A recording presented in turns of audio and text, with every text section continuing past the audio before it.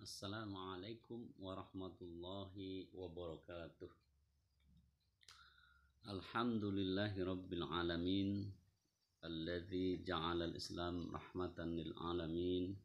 Asyhadu an la ilaha illallah illahul mu'min wa asyhadu anna muhammadan abduhu wa rasuluhu shadiqul wa'dul amin. Allahumma shalli wa sallim ala nabiyil karim Imamil Muttaqin Sayyidina Muhammadin wa ala alihi wa sahbihi ajma'in, amma ba'du. Anak-anakku, insyaallah semuanya dalam keadaan sehat walafiat. Kita lanjutkan pembahasan hadis Arba'in An-Nawawi. Pada kesempatan kali ini kita bahas hadis nomor ke-23 ya. Hadis nomor ke-23. Kita langsung saja. An Abi Malik Al-Haris Ibnu Asim Ash'ari ya. Al-Ash'ari radhiyallahu anhu qala ya. Dari Abi Malik Al-Haris bin Asim Al-Ash'ari radhiyallahu anhu, Allah telah meridainya ya. Qala, beliau berkata ya, qala Rasulullah sallallahu alaihi wasallam.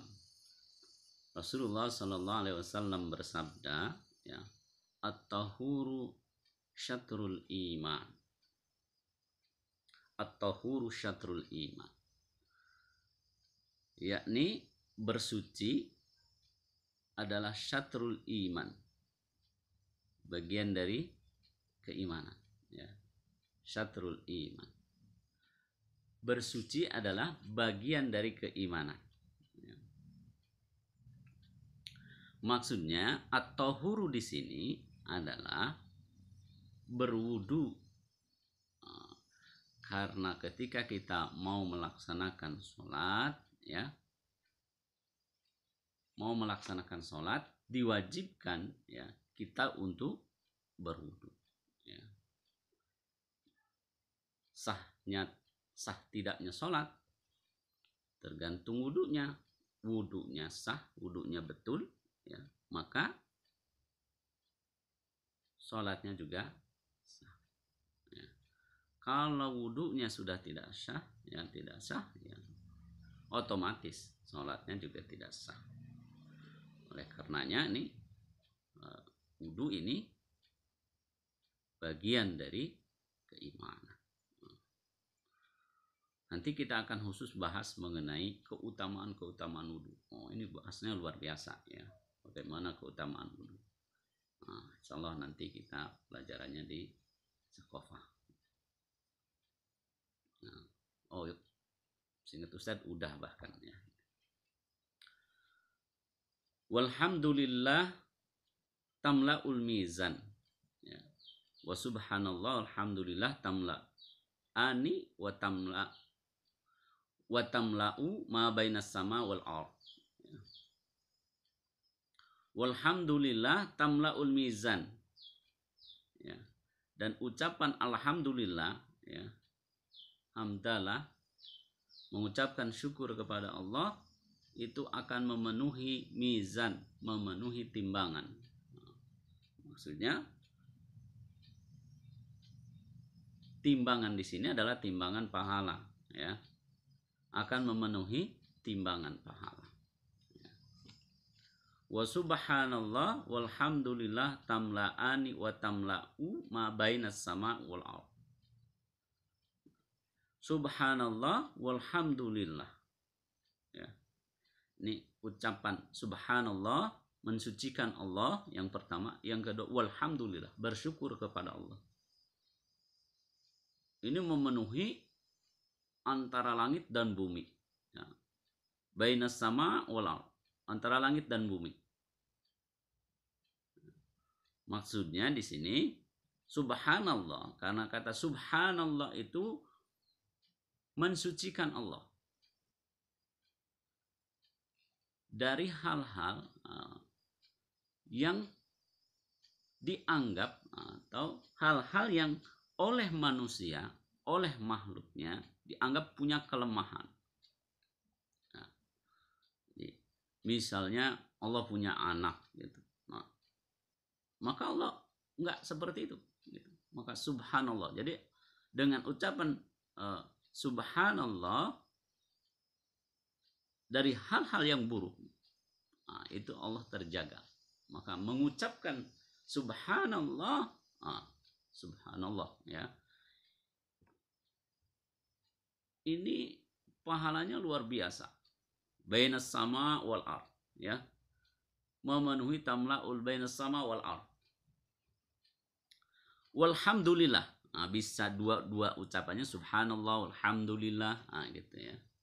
Alhamdulillah ini bentuk syukur kita manusia ketika Allah memberikan nikmat kepada kita, ya, tidak ada ucapan yang lebih pantas kecuali alhamdulillah.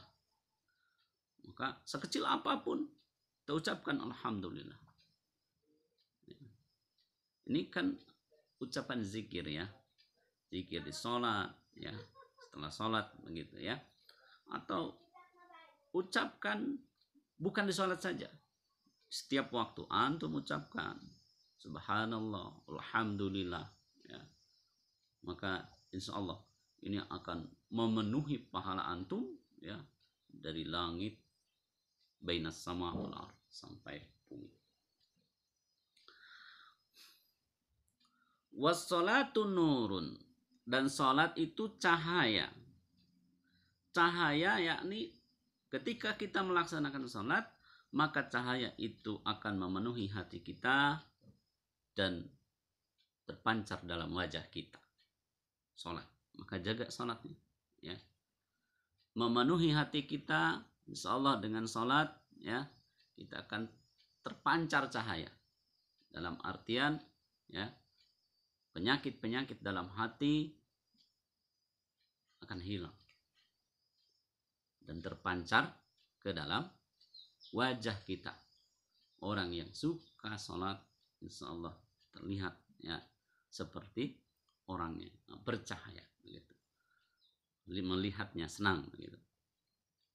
Nah, tentunya sholatnya sholat yang khusyuk, jangan buru-buru. Apalagi hanya sekedar memenuhi kewajiban ya. Jadi sholatun nurun, kalau kalian pengen memiliki cahaya dalam hati dan wajah, sholat seperti apa sholatnya? Ya khusyuk. Wassadaqatu burhan, sedekah tu burhan, yakni sedekah berinfak ya, mengeluarkan harta ya yang Allah berikan kepada kita, rezeki yang Allah berikan kepada kita, itu burhan, bukti. Bukti apa? Bukti keimanan kita.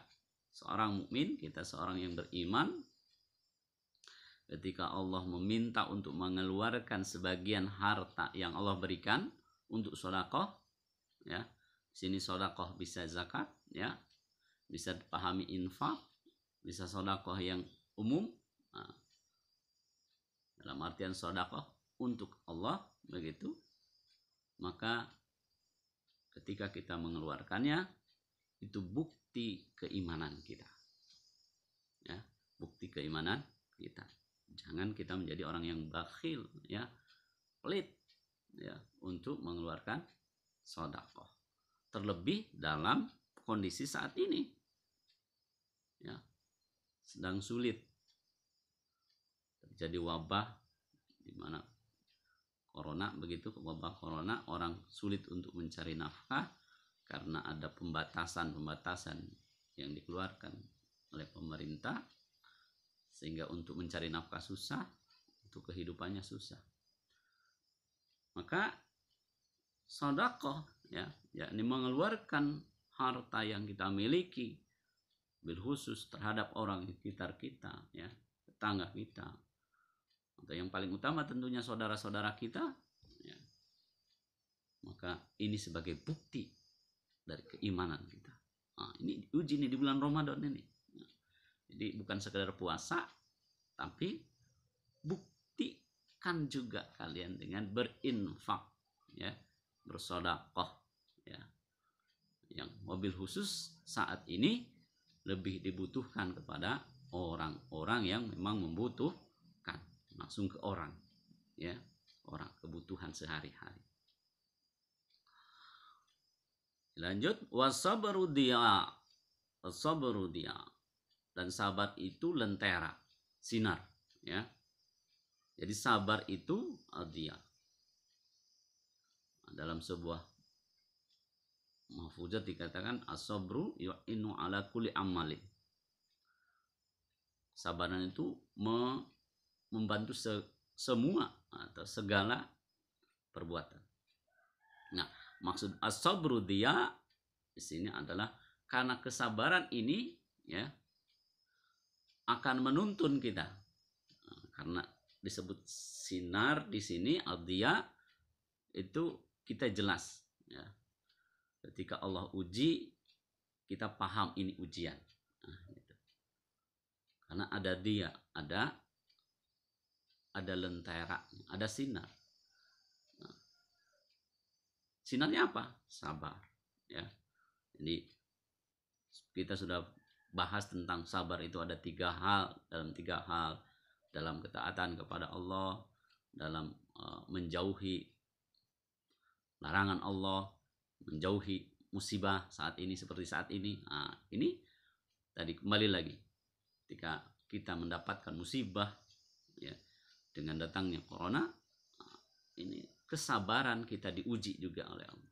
Dia kalau kita memiliki kesabaran itu, maka insya Allah ini menjadi solusi, cahaya, ya, ada petunjuk karena terang begitu jelas adanya cahaya.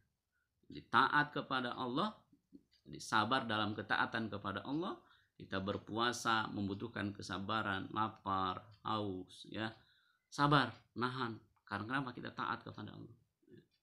Bermaksiat, ketika menjauhi maksiat kita pun bersabar untuk tidak melakukan maksiat, karena maksiat itu ya sesuatu yang bisa dikatakan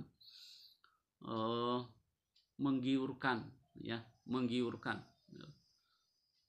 Dalam artian setan menggoda terus menerus. Kayaknya enak itu orang kalau melakukan, misalnya teman-teman kalian yang kerjanya main saja, main game begitu, nggak tahfiz segala macam, ya, nggak mau belajar, kayaknya enak deh.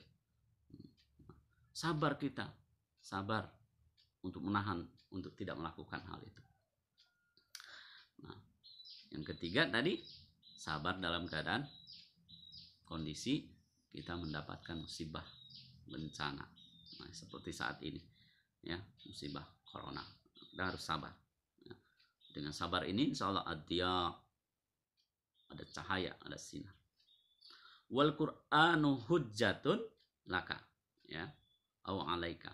Dan Al-Qur'an itu, Al-Qur'an yang kita hafalkan, Al-Qur'an yang kita pelajari, Al-Qur'an sebagai petunjuk bagi kita. Ternyata bisa jadi Al-Quran itu bagi petunjuk kita, menjadi hujah kita, bahkan au alaika, bisa menyesatkan kita. Kok bisa menyesatkan Al-Quran juga? Bisa, ya. Jika Al-Quran itu dijadikan, ya, wasilah buat dia untuk mendapatkan dunia, ya, mendapatkan dunia. Nah, ini bisa jadi, ya. Nah, yang seperti ini nggak boleh.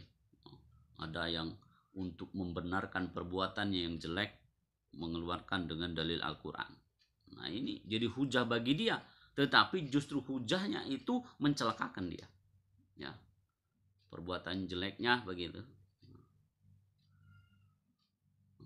Jadi Al-Quran ini bisa menjadi hujah buat kita, ya, nanti kelak di akhirat, juga di dunia dan di akhirat, tergantung. Oleh karenanya harus belajar benar Al-Quran, nggak sembarangan, nggak bisa belajar sendiri begitu, harus ada guru, ya, sehingga tidak kita tersesat, ya. Saya sudah bisa kok, ini artinya ada, karena terjemahnya maksudnya begini-begini, nah, itu ngikutin hawa nafsu. Nah, kita harus sesuai dengan tentunya kaidah ilmu yang harus kita belajar. Oleh karenanya kita belajar Al-Quran. kullun nasi yaghdu faba'iun nafsahu famu'tiquha au mubikuha, ya. Setiap manusia itu, ya, seakan-akan dia menjualnya, kemudian dia pun memerdekakannya, au mubikuha, atau membinasakannya. Artinya manusia itu di sini oleh Allah diberikan pilihan, ya, apakah dia mau mau berbuat baik, mau berbuat jahat, begitu ya. Dia mau menjual dirinya atau mau merdeka, yaitu pilihan manusia. Allah berikan pilihan itu kepada manusia, dan pilihan itu kelak yang akan diminta oleh Allah pertanggungjawabannya. Kamu sudah diberikan tanggung jawab untuk memilih, ya, mau belajar atau tidak, mau sholat atau tidak, mau puasa atau tidak. Nah, begitu, tinggal pilih. Kalau mau puasa, ini pahalanya dapat surga. Nggak puasa, ini siksanya masuk neraka. Nah, itu gitu. Allah sudah berikan itu, ya. Allah berikan seperti itu. Nah, itulah kita manusia. Maka kita harus bisa memilih. Nah, cara supaya kita bisa memilih mana yang baik, mana yang betul, maka ya belajar terus, menuntut ilmu terus supaya kita mendapatkan ilmu yang banyak. Ketika kita memilih atau melakukan pilihan itu, kita sesuai dengan ilmu kita, ya. Baik, itu saja yang bisa Ustaz sampaikan mengenai hadis ke-23 ini. Kurang lebihnya mohon maaf. Billahi taufiq wal hidayah. Assalamualaikum warahmatullahi wabarakatuh.